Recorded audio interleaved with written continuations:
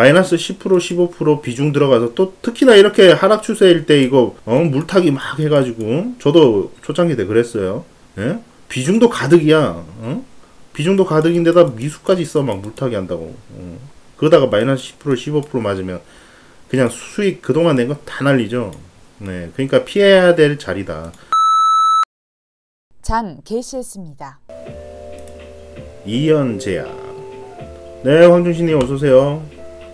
황준신님 공부, 네, 요거 오픈베이스 매매한 거 공부해보세요.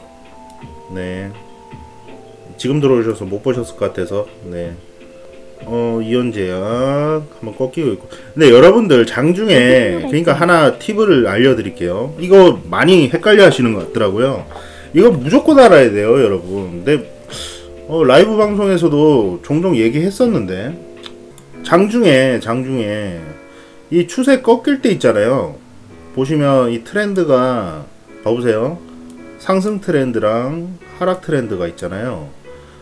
이 하락 트렌드가 진행이 될 때는 물론 매매를 할 수는 있어요. 할 수는 있는데 정확하게 저점을 빵 찍어서 비중을 다 들어가서 빵 해서 빵 먹기가 쉽지 않아서 비중도 많이 못 들어가고 그냥 뭐 좀 뭐라 해야 되나 부가적인 수익 뭐 요정도밖에 못 누려요, 여러분.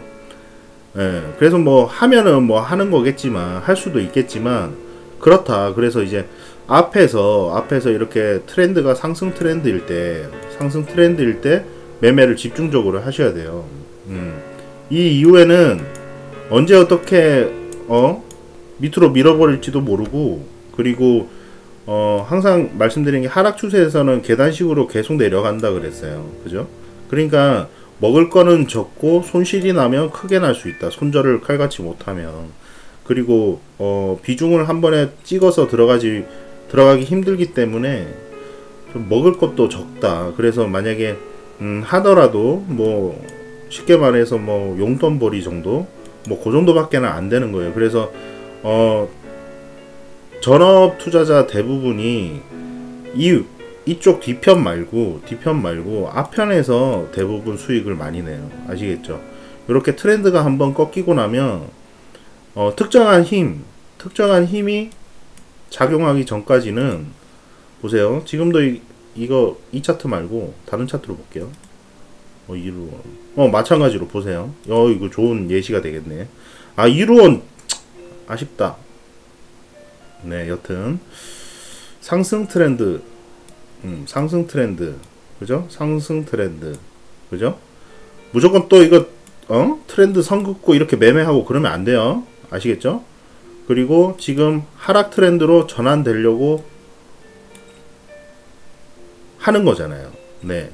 물론 여기서 강하게 이렇게 돌리는 게 있어요. 그러면 돌려냈구나 빠르게. 그러면 강하네. 한 전고점에서 와리가리 하다가 뚫으려나 내려가려나 이런 관점으로 바뀌는 거고, 지금 상황에서는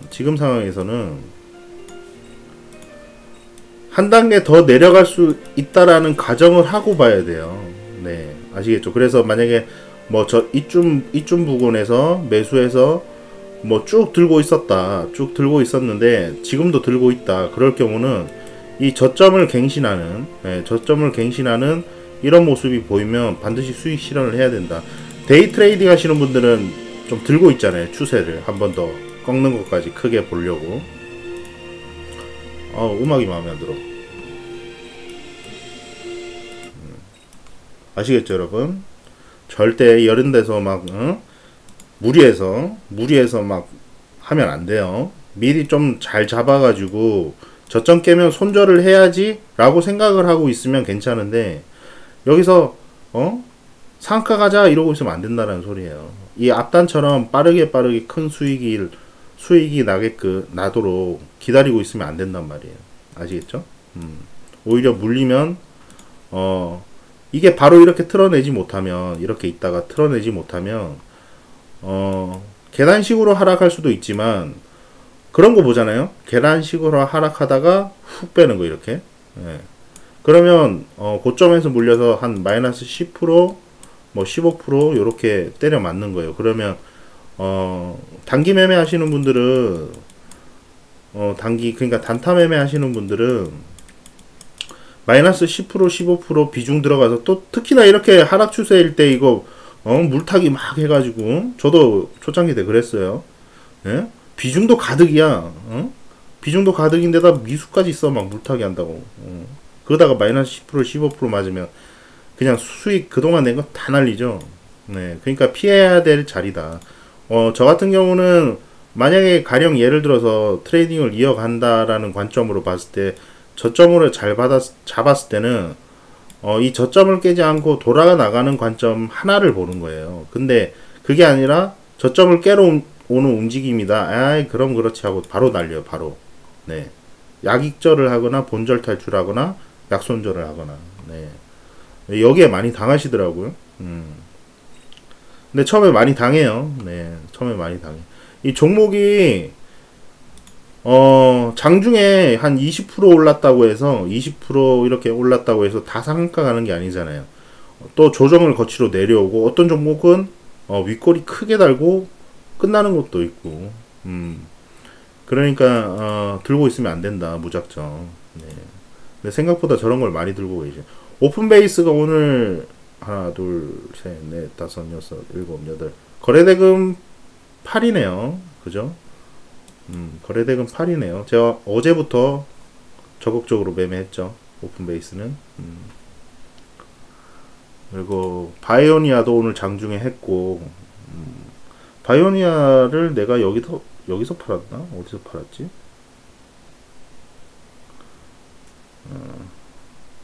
한참을 더 갔네. 와, 25%까지 갔네. 매도하고 한 5%더 갔네요. 아, 배 아파 죽겠어. 배 아파 죽겠어, 아주. 그리고 서한. 서한도 수익 실현하고, 보자. 10% 정도, 8% 정도 더 갔네, 서한도. 배 아파 죽겠어. 이런 것도 좋은 예가 나왔네요. 보세요. 하락 추세를 타다가 잡잖아요.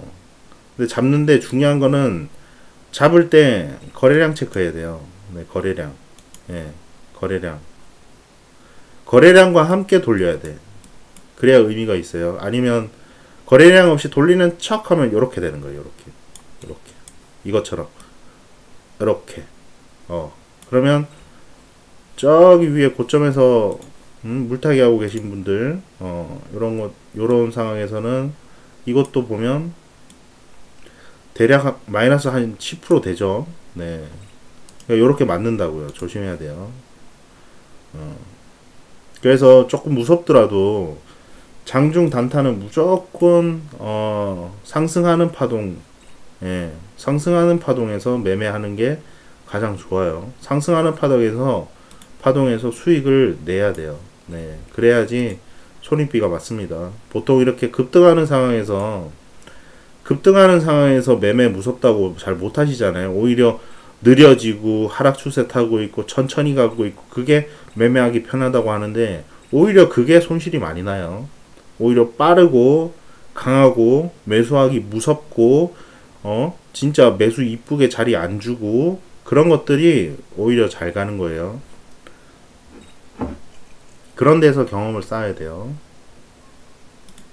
그리고 벽산, 기아. 그래도 다행인 게